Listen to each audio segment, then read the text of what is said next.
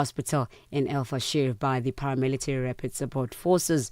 Antonio Guterres says he is gravely concerned by the worsening humanitarian crisis in the city, which the RSF captured on Sunday. Caroline Bouvard is from the charity Solidarities International and is in the nearby city of Tawila, where people are trying to flee. To get out of El Fasher in the past weeks, people were forced to pay about $250 to just get to the nearest small town of Gurney, where we know that many people are actually stranded right now. And then if they wanted to go further, they would have to pay the same amount, more or less, per person to be able to get on trucks and try to get out of there.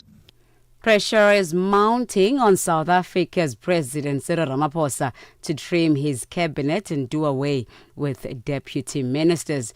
This follows revelations that 2 deputy police ministers had gone for over a year without any specific responsibilities delegated to them. This week, Deputy Police Minister Castle Matali told the ad hoc committee in Parliament that suspended Police Minister Senzo Mchunu had not delegated duties to him and his counterpart Boli Bushielo. Some political parties and activists have criticized the establishment of some deputy minister positions as a waste of taxpayers' money. Dennis Bloom is from the Activists and Citizens Forum. I have said many a times that the country doesn't need deputy ministers. I want to repeat that I don't even know some of these deputy ministers and what they are doing. Activists and Citizens Forum urge President Cyril Ramaphosa to remove all deputy ministers because they are just a burden to the taxpayers of this country. They add no value at all.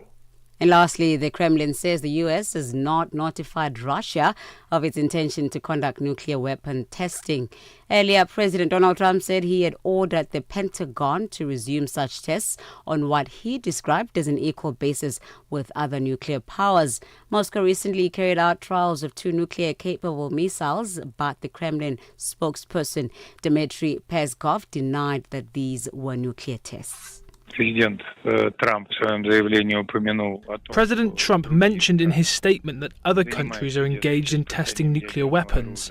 Until now, we didn't know that anyone was testing, and if he somehow means our tests of the cruise missiles, this is not a nuclear test by any means.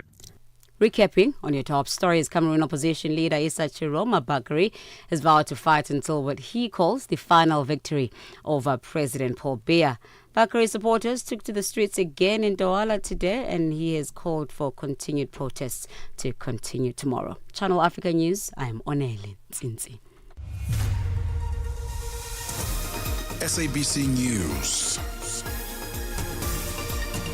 the African perspective.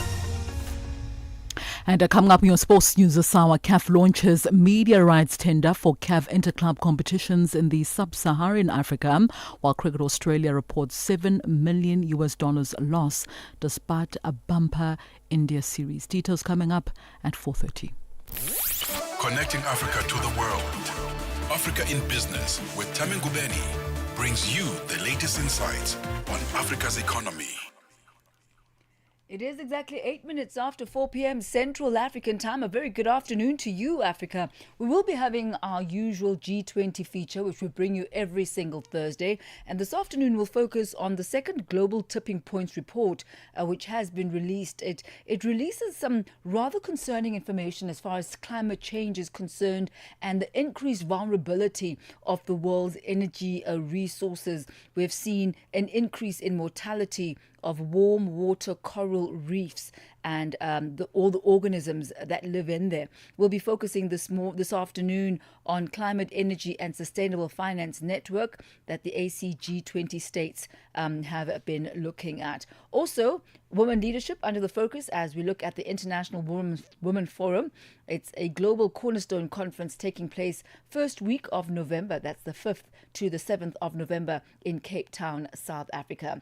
Do continue engaging with us. You'll find us on all the various social media platforms. On X, Instagram and YouTube, you'll find us at Channel Africa 1. And on Facebook, we are at Channel Africa. Africa means business. Tune into Africa in Business with Thami Ngubeni for the future of the African economy.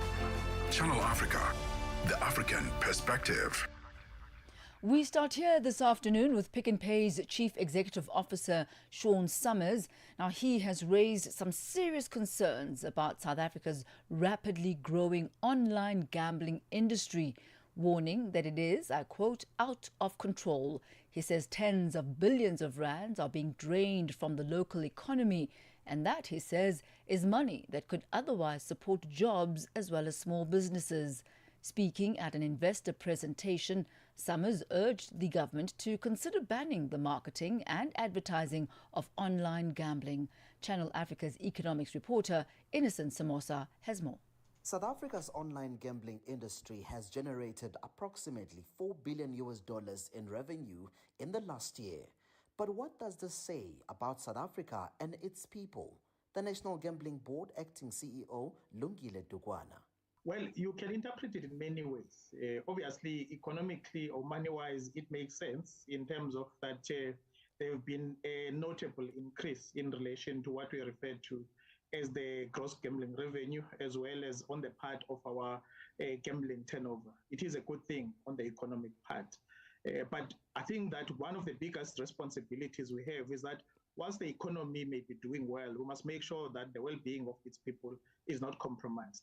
So one of the issues that we must deal with from time to time is the continued education, is the continued awareness, is a continued public awareness to make sure that people are understanding that gambling is not made to be a source of income. Meanwhile, the National Gambling Board has welcomed a recent Supreme Court of Appeal ruling which held that bookmakers may not offer roulette games in Gauteng unless they also carry a casino license. The judgment effectively bans online sporting betting services from offering casino games through their platforms. Managing Director of Repetition First, Tsepo Matseba, says online gambling is draining money from South Africa's real economy and consumer spending.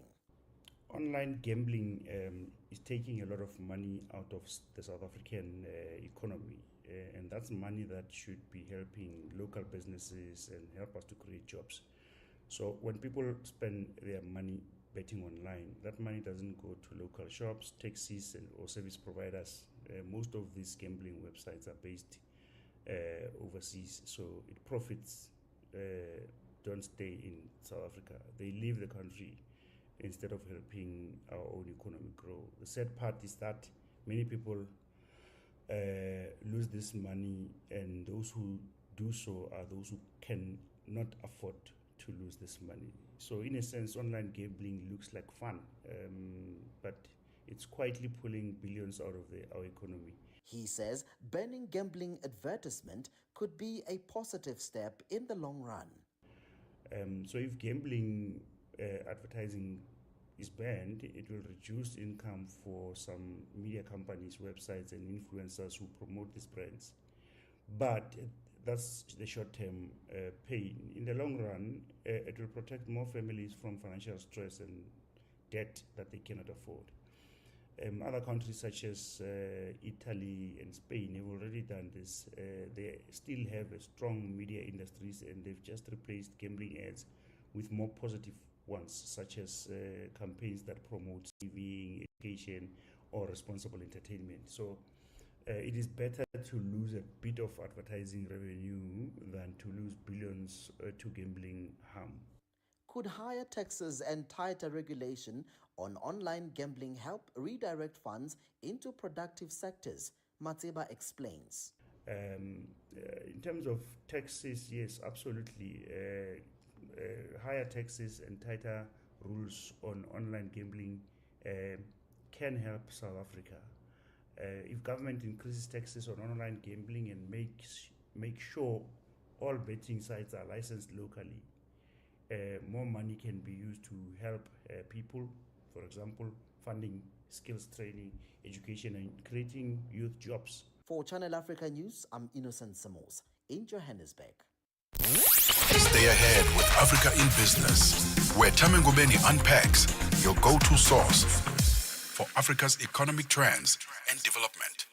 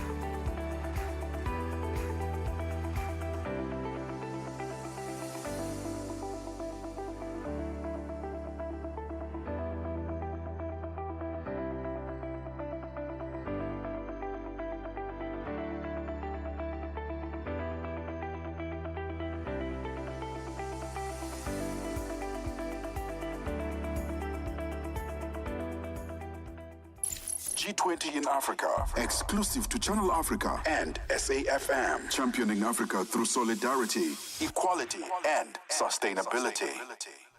It is exactly 16 minutes after 4 p.m. Central African time. A very good afternoon to you if you just joined us. Welcome to what we bring you every single Thursday afternoon. That is a razor-sharp focus on the upcoming G20 summit. I'm Thami Ngubeni on Africa in Business on Channel Africa, along with Ashraf Gada on SFM with the National Pulse. Good to be chatting with you once again, Ashraf, as we get ready to host our guest this afternoon and really focus on the role of civil society organizations. Now, we know that the Africa CSO G20 Climate, Energy and Sustainable Finance Network, which is the ACG20, they've highlighted some rather concerning outcomes of the second Global Tipping Points report. Now, what this report says is that the world has already breached the first major climate tipping point. And what is that? It's the widespread mortality of warm water coral reefs. It also highlights the need for transformative climate justice as well as financial delivery from the world's wealthiest nations, particularly the G20. And the question is, what are the world's largest nations going to do about the increased threat to climate stability, Ashraf? Well, that conversation has been going on for, I think, about 10 years, maybe even longer, when we had COP17 here in South Africa. So it's been a long time ago. But the countdown, not just to the next guest, but certainly to G20, is now effectively days away, like just about 3 weeks, I think it is. So let's talk about that. The ACG20 has therefore called for immediate action and the acceleration of a people-centered JET, which is just energy transition. That phrase, just energy, has also been debated for quite a while. They've also urged G20 member countries to ensure these transitions are equitable and are not exploitative.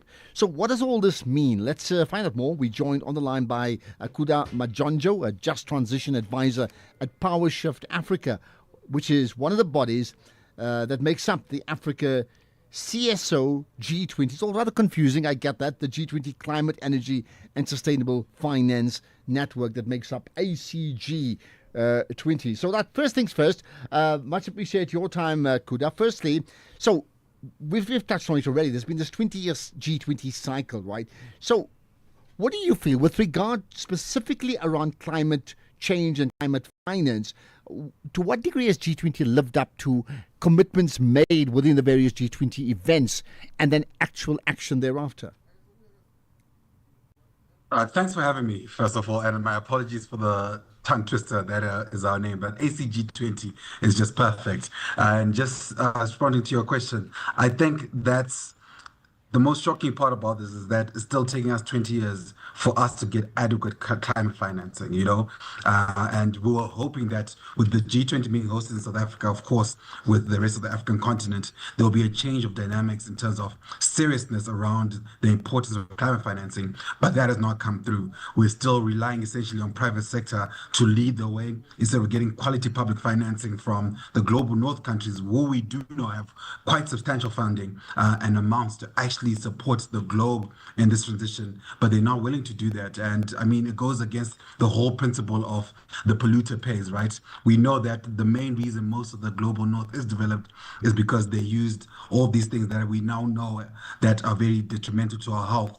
Coal, oil and gas, they use those to develop themselves, but they're now not willing to support in terms of mitigation as well as adaptation to this new reality that we're now living under. And I'd like to hop in here, Kuda, and pick up on what you've mentioned, the clear challenge that Africa faces in having the wealthier countries contribute towards climate rehabilitation. You speak about the polluter pays principle. Is it actually being put in place? Is it being actioned? And what is it that you are expecting as the continent when it comes to delivering fair and adequate climate finance from the G20, considering all the challenges that you've just highlighted and the inequality on the continent? So I think, first of all, we have to put it into a bigger context. G20 is not the only fora where we meet as countries in the globe, right? The other one is, of course, the COP process. And as we know, this year is going to be held in Brazil. But G20 was held in Brazil last year before it came to South Africa. And in that conversation, there was clarity over the need to combine basically the understandings in the COP process as well as the G20 process as to what can be done with climate financing. And that's why the COP last year actually in Baku became so important, because that was the finance COP. But what ended up happening is that we got the elections of Donald Trump into the USA presidency, and the global north all of a sudden went quiet about potential financing that they were expecting. So climate finance is not detached from the rest of what's happening with our geopolitics. I listen to your show quite a lot, and I know that you guys have spoken quite a lot around the tariffs, how that's affected South Africa, Africa, and the world, right? And we're seeing this in the climate financing space. Within the G20 space, we are basically seeing USA, first of all, not coming to meetings, and secondly, they don't want the mention of the word climate. So imagine trying to do a negotiation around climate finance and you're not allowed to mention the word climate. It's like a dirty word, which is ironic because it's not supposed to be a dirty word in any way.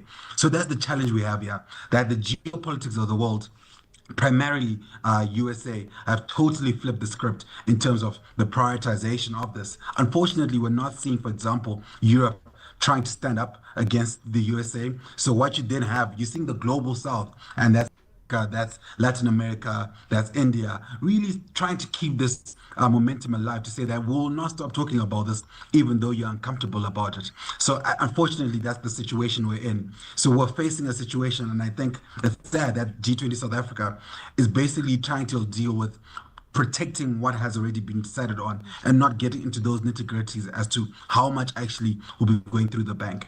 All right, let me then ask you this, right? So, in terms of financial support from the G20 to Africa's just energy transition, here's the question.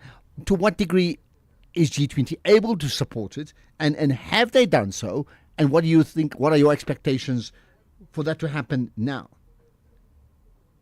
So I'll answer the last question first. G20 can definitely do the support, especially around just energy transition. Of course, in South Africa, as you mentioned earlier, the JET idea, the just energy transition idea, has been there for quite a while now, and specifically focusing, of course, in the coal region of Mpumalanga and what that could mean in terms of transitioning a lot of workers and livelihood that rely big time, right, on the coal-powered infrastructure in that province.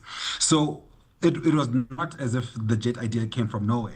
We did get commitments from Europe, from USA, prior to say, listen, we can give you quite a couple of billion for this to happen. But what has happened is that we were expecting it to be public financing. What they're now tabling on the board is that we want this to be private finance led. And the danger of private financing is that unless it is bankable, and God knows what that means, it always changes, it depends on the project, right? So unless it is bankable and unless they're making a good return on investment, they're not willing to fund it.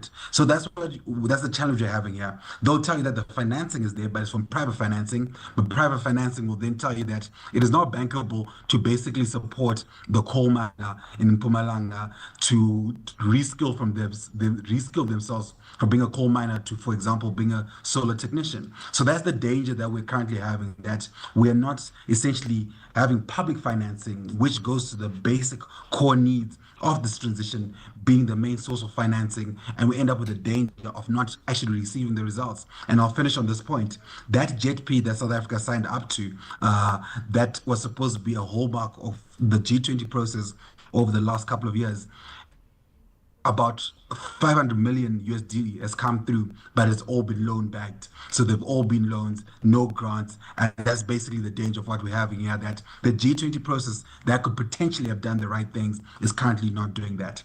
And with that challenge that you're facing now, I'm actually just looking at the statistics now, as far as the typical financing models that are being used for JET purposes, the loans, whether they're concessional or commercial, those are the most common ones.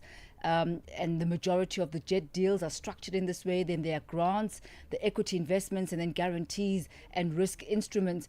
What is it that you're going to do or can do to ensure that the majority of these loans or this grants or this financing does not come in the form of loans? Because what that then does, it worsens Africa's debt crisis.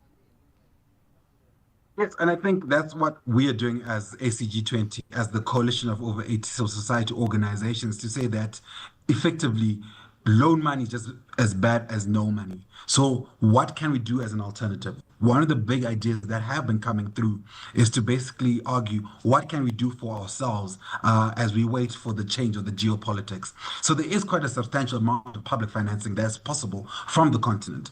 Some research from some of our partners consider that there are about $2 trillion in public pension funds that is available. My apologies, I'm Zimbabwean, but I think in South Africa you call it the Public Investment Fund, if I'm not mistaken. And they suggest that about $400 million is available in that pot. So the idea then is that instead of financing malls, financing nice hotels that have adequate return on investment, how can we support the energy transition? We believe that these pension funds have the obligation to support those people who are going to rely on the funds from their pension, but they also need a world to live in, right? And that's the danger of this tipping point report that we got. We're actually getting the results now, earlier than expected, that the world is changing. So we keep saying we're saving money for retirement, but what happens when your retirement is actually not set in stone and becomes even more expensive? The best way to tackle this is to use the funds that are actually there on the continent and to actually direct them to ensure that they're focusing in as much as possible on financing the energy transition in the things that we know from the South African government, from the G20 process, need to be financed. Okay, well, to end with, what about the leveraging power? What is the leveraging power of African countries or African governments with regard to both G20 and now what is called COP30, and how can they increase that leverage? That's such a great point, and I'm glad that you spoke about that, because that's what I actually work on, which is critical minerals. And I think this has been a big conversation. I think the common terminology is about rare earths and minerals and the likes. And what we have on the continent is about 30% of those critical minerals. And in some cases, some particular ones, such as cobalt, such as bauxite, we have as much as 60 to 80% of it. And that is our leverage. And that is why we think that the G20 being in South Africa with Africa on board, we need to get that negotiating power to say that we will not basically export our chrome or manganese from South Africa to the United States if you don't give us quality climate financing.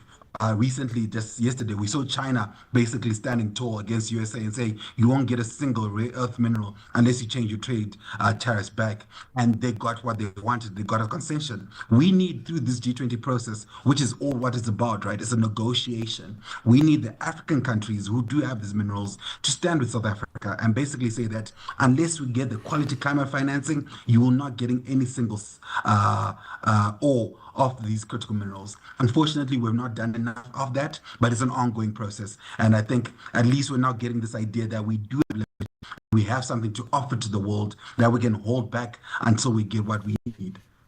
Kuda Njonjo, thank you so much for that update on the CSO G20 Climate, Energy and Sustainable Finance Network. Clearly a lot of work that needs to be done, and you came up with some really important aspects that are impacting the manner of negotiation and the geopolitics with America really being able to strong arm a lot of the African countries. But we'll see what the results are that you'll get from the G20, and if we'll be talking a different story moving forward after the G20. We thank you for your time, sir. Thank you. That's Kuda Manjonjo, a Trust Transition Advisor at Power Shift Africa, one of the bodies that make up the Africa CSO G20 Climate and Sustainable Finance Network, that is the ACG20. Ashraf Garda, looking forward to our G20 feature once again next week. Yeah, and looking forward to G20 proper, because that's now very imminent, and then the impact of all of that. So, Thami, thanks for your time. And yes, we'll connect, next week, a week from now. This, of course, is the National Pulse. What about your thoughts on that? I think it's a very And that's exactly 4:30 p.m. Central African time as we bring an end to today's discussion on the G20. If you look at the statistics here, quite alarming, really. 90% of the JETP financing for South Africa, which equates to about $8.5 billion US, 90% of those are loans. 10% are grants. And if you listen to Mr. Kuda Manjonjo talking about this polluter pays principle, clearly not in effect as far as this is concerned. But do go on various social media platforms. Let me hear what you've got to say. What does the G20 or the African countries who are part of the G20 being represented here, what do they need to do in order to turn the power dynamics around? Very clear that the United States holds the muscle and has the muscle. You'll find us on all the various social media platforms, on X, Instagram and YouTube at Channel Africa 1 and on Facebook at Channel Africa. Let's head over now to the markets desk where Bontle Hedbush is standing by with your latest market indicators. G20 in Africa, exclusive to Channel Africa, championing Africa through solidarity, equality, and sustainability.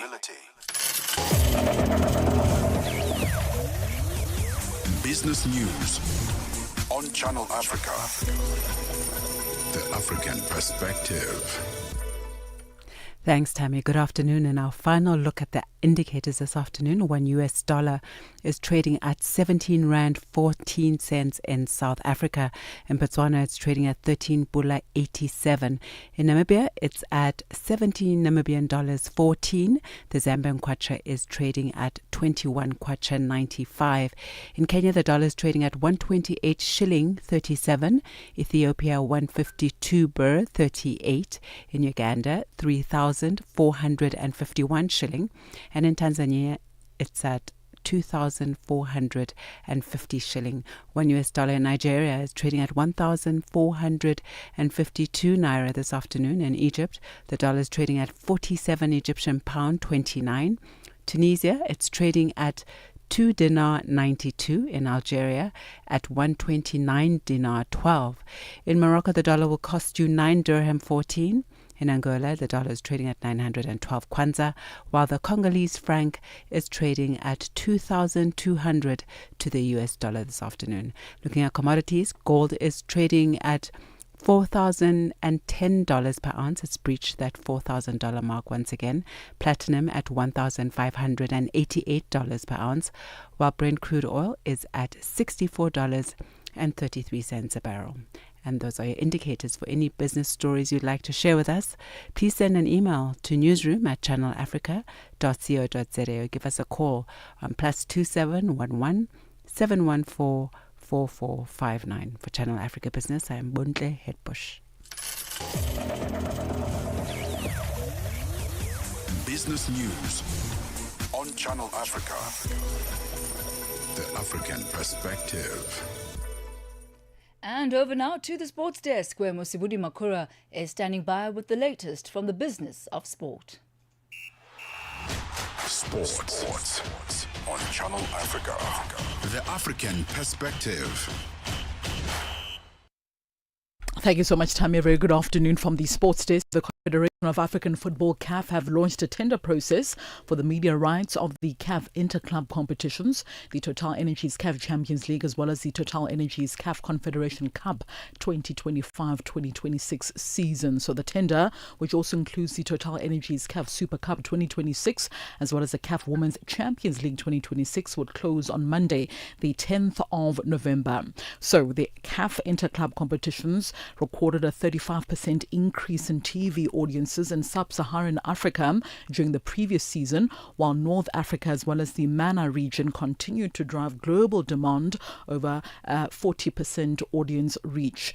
Now, the significant growth in sub-Sahara, mainly driven by audiences in Southern Africa as well as East Africa, has seen a surge as well in the demand of CAF media as well as sponsorship rights in the region.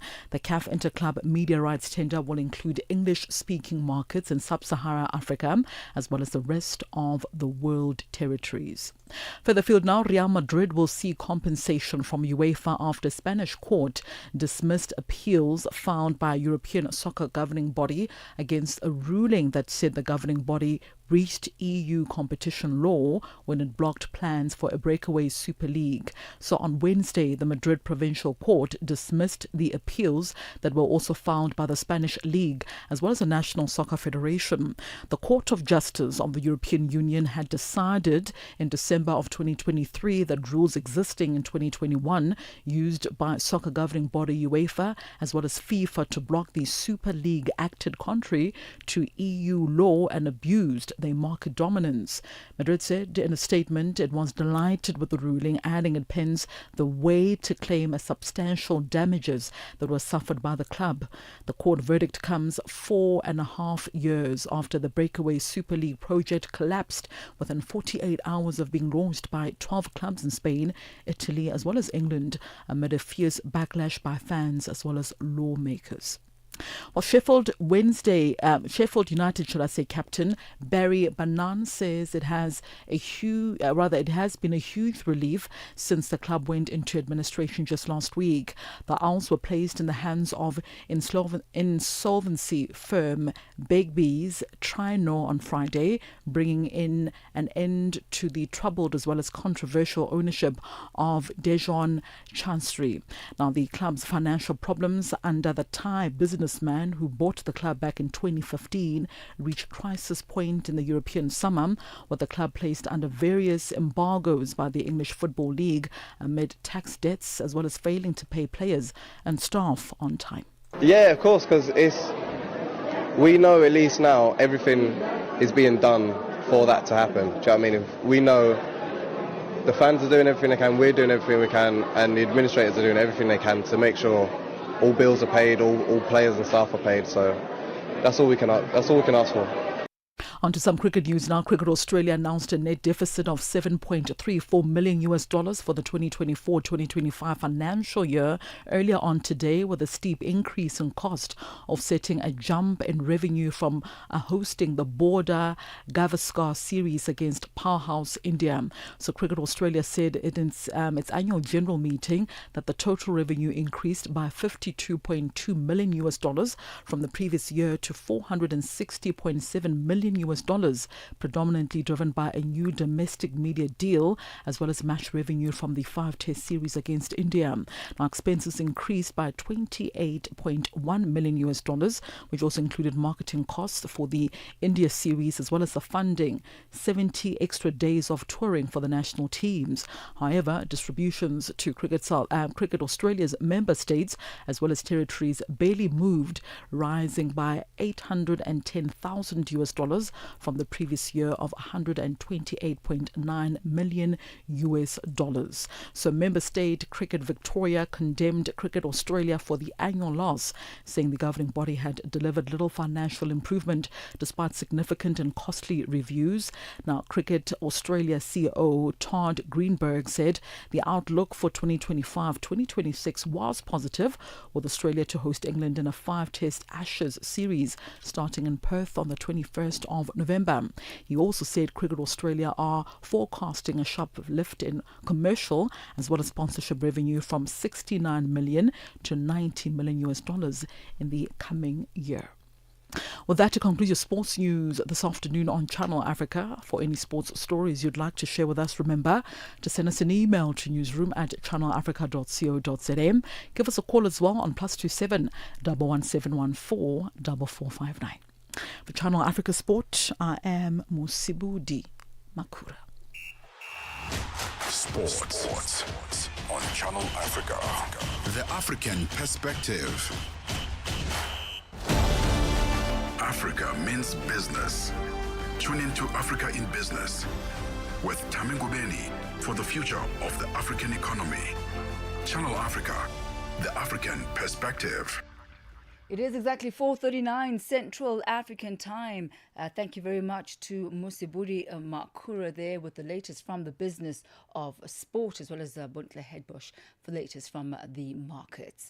Now, East Africa's largest lender by customer base, that's the Equity Group Holdings, has posted a strong set of results for the third quarter of 2025, with profits surging by more than 30%.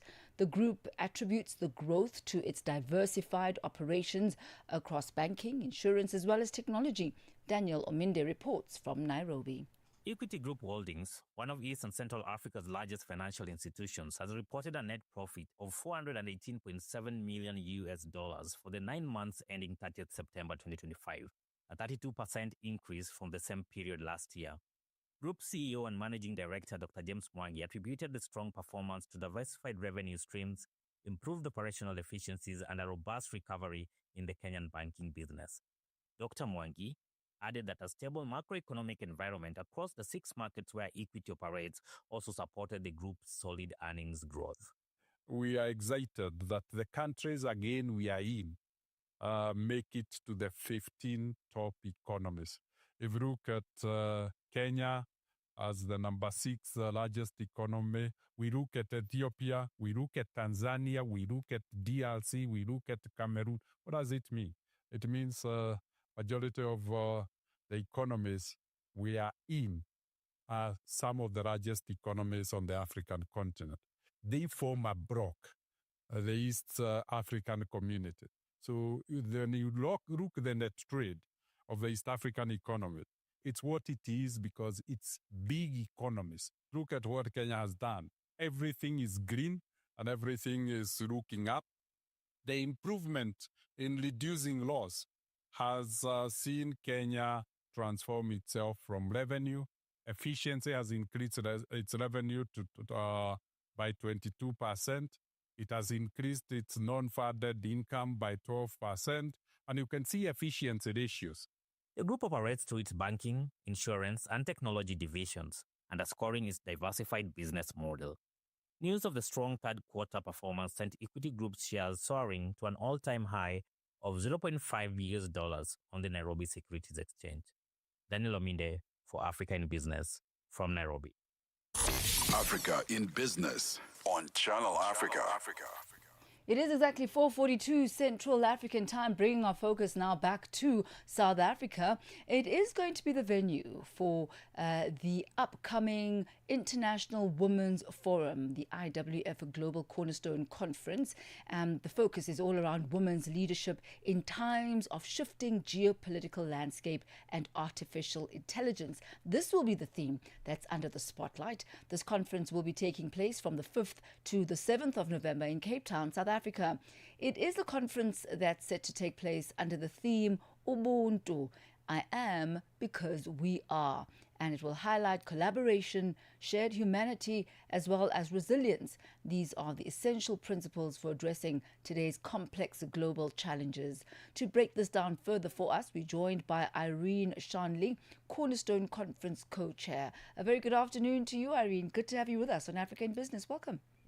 Yes, good afternoon to you, Thami, and I'm very happy to have this interview with you and to share the exciting times of what's going to happen in Cape Town. No, certainly. I mean, I'm quite intrigued by your theme, which is Ubuntu, I am because we are. How do you see the African philosophy of Ubuntu being applied to women's leadership and global decision-making? And maybe for some of our listeners who may not be familiar with what Ubuntu is, perhaps let's start with a young definition. Yes. So as it says, we are, no, we say Ubuntu, I am, because you are. And any South African, wherever you live, wherever you're from, South Africa or the rest of Africa, we know that we are only who we are because of the support of our family, of our community, of the area that we come from. We are built by our community and we are never alone. We never achieve on our own without the support of the people around us. And that is why our conference is so significant, that the International Women's Forum Conference is actually has that theme, which embodies about who we are. Because at the conference, I mean, the International Women's Forum, as you know, it's a global organization, stretches across 36 countries in the world, over 8,500 members.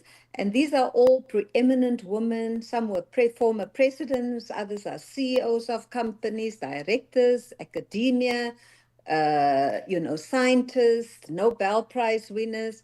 So this organization are there. These are women who get together, who support one another, but they give back. They uplift the people around them. They uplift the next generation of women leaders. So the conference that's taking place in Cape Town from the 5th to the 7th of November, which is a few days away, at the CTICC, is we're going to see women from about 30 countries converging. And that is why we believe just getting these women to experience Ubuntu, about what we are, who we are. But within that context, this conference then is taking place 2 weeks ahead of the G20 meeting. So it's very significant where women then engages with one another, engages on topics very relevant, very, very relevant around women issues. And leading up to the G20. Right. You know that. Yeah, I'd like to focus on this, talking about the topics. One cannot deny the impact of artificial intelligence, AI, on our global environment, and also the shifting geopolitics. How are you, through this conference, going to be looking at that, the impact of AI as well as a shifting geopolitics in a woman leadership context, though? And how are you seeing women's voices shaping the development of AI? How are you seeing women's voices, women's agenda influencing the tech agenda? Yeah, so let's just look at the geopolitics. I mean, you take South Africa, a continent. Firstly, the change in the whole trade. You know, trade is a big issue. It's a backbone for many of us and our economies. And there's been changes, shifts that's impacting South Africa and the rest of Africa. How does that? So we're having women from across the world. We are engaging on the topics of of trade, how it impacts. We have people like the General Secretary of UNCTAD, Rebecca Greenspan. She's going to be there. She's talking with Dr. Monica Juma from Kenya, the special advisor and ambassador, Dr. Juma. They'll be talking about how this whole environment, what's happening now and what we experience, how is that shaping world trade? Inter-country, intercontinent, how is that trading within the context of what we've just seen, increase in tariffs, etc. And then we're having other discussions where we are talking about food security. What happens with food security to our continent? We have got the land, we've got everything, but how does that impact the world to ensure that we alleviate poverty, and especially poverty amongst women? And I mean, so you're having the best of the minds coming together talking about those issues. And then, of course, how artificial intelligence, and in fact, International Women's Forum have been having this discussion for the past 5 years at every single conference. And this is now the build up to see how can these ideas be fed into the G20 with the voice of women. I mean, we're even having on our panel, we're having Trudy. These are all, Winnie Binyanara is from Uganda as well, and she's on our president's, the G20 that looks at food security. And so you're having people talking about that. How does it impact? What is the latest development in the world, and what are women saying about this, so that the voices of women are heard at the G20? And remember, all this happens. We can't do this on our own. We're doing it with partners who believe in the upliftment of women, ensuring that they have a space. Our partners include groups like Standard Bank, who's also headed the banking sector, the personal banking, headed by a woman like Funeka Munjani. So it's women supporting women to ensure that the voices of women are heard. One of the things not that just you in mentioned, South Africa, not in Africa, but globally. One of the things that you mentioned earlier on when you were describing the role of the IWF and what you do as far as being intergenerational, how is it that you are ensuring as the IWF that the voices of younger women are also heard and taken into consideration, and the voices from women from underrepresented countries, underrepresented regions, and the non-traditional sectors, that their voices are also included in such forums? Yes, so you know that International Women's Forum, even locally in South African Forum, where we're involved in, We work very closely with organizations, South African Women in Dialogue, and the Women's Development Bank, whose focus are rural women. So they are part and parcel of this conference. But the most exciting part of this intergenerational development is the fact that we're actually having a panel. We're going to have a panel that talks about a program which we have developed as International Women's Forum, South Africa, where we've developed 1,000 women in finance, both in public and private sector. These women were individually mentored by us. It was an education program which we developed in partnership with Facet, the Finance and Accounting CETA. 1,000 women graduated, so you can imagine how powerful that is. These women were individually mentored by local IWFSA members as well as IWF global members. Can you imagine? Individual mentorship. So we're having a panel to share what the experience of these women have been through this course and how it has given them confidence to actually stand up, to be themselves, to be confident and do something in our society. And I believe most of that 1,000 women will be they will be next professors, ministers, deputy ministers, Reserve Bank governors. These are the people who are going to bring about positive change. So their voices will be heard through the panel as well, because we're going to share what we've done in South Africa with the other global forums to say, this is what we've done. Here's a woman. And I mean, one of the women that have been developed through that program is none other than our deputy governor, Dr. Mampo. You know Dr. Mampo. She's one of the people who've been developed through that program, and she's amazing. Absolutely but that's amazing. what we're doing, developing the next generation of women. That's our role. And in it's quite society. clear. It's quite clear, actually, Irene, that Ubuntu is not just a theme for this conference, but it's actually something Yes. that you, as the IWF, are exhibiting through your various programs and have been exhibiting. We wish you all the best for the 5th to the 7th of November. Certainly sounds like a worthwhile gathering of women ahead of the G20. Thank you, Irene. Thank you. Thank you. Have a great run. There's Irene Chandley. She's the Cornerstone Conference co-chair, focusing on the upcoming International Women Forum's Global Cornerstone Conference taking place from the 5th to the 7th of November. From markets to innovation. From markets to innovation. Africa in Business with Thami Ngubeni covers it all. With Africa's future in focus. Channel Africa, the African perspective. Now, it is 4:53. Let's take a look at issues of liquidation, specifically in South Africa. There was a significant jump in the number of businesses being liquidated in the month of September. And this is said to be a symptom of difficult economic conditions. Stats SA data shows that the total number of liquidations increased by almost 24% in the month. This is compared with September 2024. Liquidations of companies increased by 16 cases, and liquidations of closed corporations increased by 12 cases during this period. Glorious Sifako Mosi reports. The number of businesses winding down and ceasing to exist is on the rise, spelling bad news for employment. In the third quarter of this year alone, the number of liquidations increased by 13% compared with the third quarter of 2024. There was an increase of 3.8% in the number of liquidations recorded in the first 9 months of this year compared to the same period last year. Onika Mushwana of Stats SA. The number of business liquidations in the South African economy increased by 23.9% year-on-year in September 2025.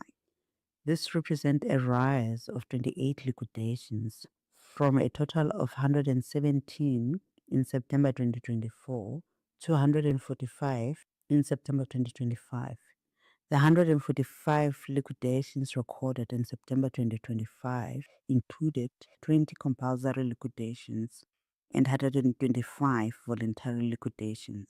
Gareth Creeman, partner at Cox Hayes Attorneys specializing in business restructuring, rescue and insolvencies, says there are more voluntary liquidations led by business owners in the face of difficulties rather than compulsory liquidations driven by the courts. When you read the statistics in terms of industries which are hardest hit, generally your financing, insurance, real estate, and business service companies are during the largest category by liquidations. And obviously that relates to underlying issues relating to soft deal flows, delayed receivables, exposure to broad corporate stress, which cascades into smaller service providers. The next category you find typically, according to statistics, is your trade, catering, and accommodation. And that again goes down to your load shedding costs, which we had previously before stabilization on the electricity grid, higher input prices, consumer down trading, and obviously viability in terms of operations. And obviously when you get down to trade, catering, and accommodation, that relates to tourism. And it's obviously seen to be sometimes as a bit of a luxury spend, and people cut back on that. Clemens' other sectors also taking a hit are construction and manufacturing, mainly due to project delays and delays in payments, energy costs, and logistics challenges. Gloria Safakomusi, SABC News, Johannesburg. Africa at Play with Neto and ETO Chemane.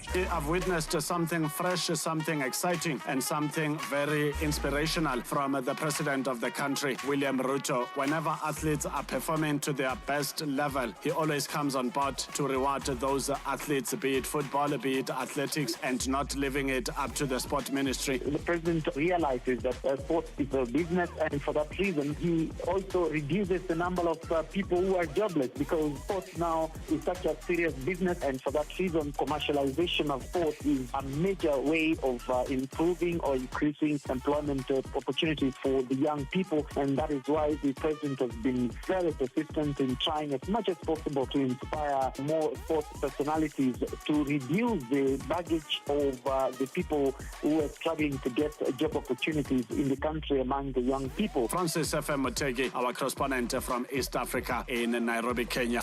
Live every Saturday and Sunday from 2 to 5 p.m. Central African Time. African Enterprise meets global opportunity. Africa in Business on Channel Africa. It is exactly 4:57 Central African Time. As Africa in Business, we bid you farewell for this afternoon, but not before we introduce you to Vue d'Afrique avec les Joël. Bonjour, madame. Bonjour, Thami. Bonjour à tous les auditeurs de Channel Africa sur Vue d'Afrique. Tout à l'heure, nous parlerons de la crise post-électorale en Tanzanie, couvre-feu à Dar es Salaam, après plusieurs épisodes de violence. Et nous parlerons aussi du Gabon, le procès de Sylvia et Noureddine Bongo fixé au 10 novembre, mais également du Burkina Faso. Les prérogatives de la CENI seront désormais exercées par le ministère de l'administration territoriale. C'est tout à l'heure sur Vue d'Afrique. Merci Thami. Merci beaucoup. Thank you so much as well to our entire team, our news team, Onelen Zinse Buntle Headbush and Mosebudi Makura, from our production team, Mabu Buluka, our producer, technical producer, Katuma Dava, and on social media, it's Dumi Salema. I'm Thami Ngubeni. This has been your Thursday edition of Africa in Business, as we hand you over now to Vue d'Afrique. Restez connectés.